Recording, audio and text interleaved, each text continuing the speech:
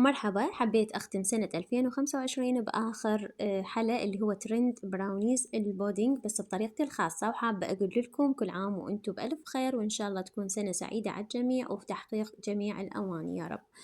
الوصفة اليوم جدا طيبة ولذيذة والشهي. تابعوا الخطوات أول بأول.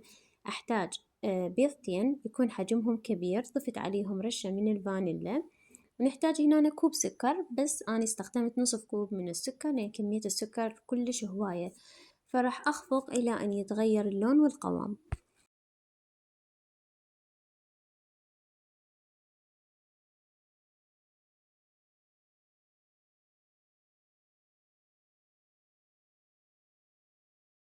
الخطوة الثانية أحتاج قالب من الزبدة، أذوبه على نار تكون متوسطة، وأحتاج 3 معالق كبيرة من بودرة الكاكاو الخام، وضفت معلقة كبيرة من النوتيلا، وراح أسيحهم على النار، وطبعا راح أتركهم يبردون وبعدين أرجع أستخدمهم.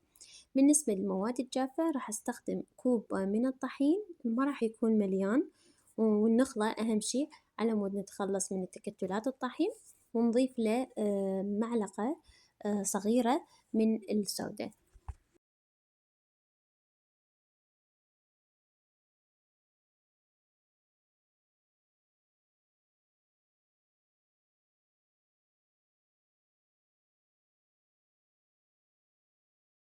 استخدمت المضرب الكهربائي تقريبا لمدة دقيقتين حد ما يختفي الطحين، وهسه راح نضيف اللي سويناه اللي هو عبارة عن زبد وشوكولاتة، وراح نخفق تقريبا لمدة دقيقة واحدة فقط. الفرن هنا راح يكون حامي. شوفوا الخطوة اللي غيرتها، هما يخلون حمام مائي وداخله القالب البراونيز. أنا ما خليت بصراحة حمام مائي، ما حبيتها تكون سائلة كلش من تحت، فحبيتها تكون مثل البراونيز. واستخدمت هاي القوالب الصغيرة، واستخدمت قالب وسط، وانتو الشكل الموجود عندكم، وراح ندخلها الفرن تقريبا من 30 إلى 45 دقيقة مع المراقبة أكيد.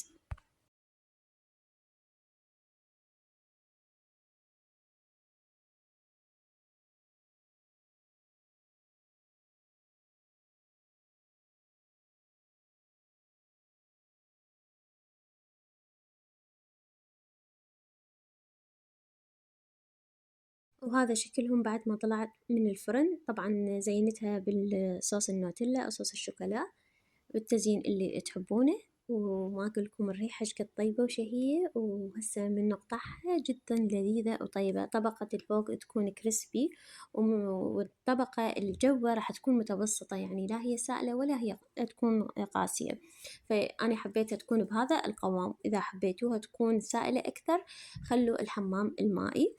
ويا ربي تستفادون من الوصفة وتكونون حبيتوها. لا تنسون دعم قناتي باللايك والاشتراك، وإن شاء الله أشوفكم بوصفات جديدة على السنة الجديدة. مع السلامة.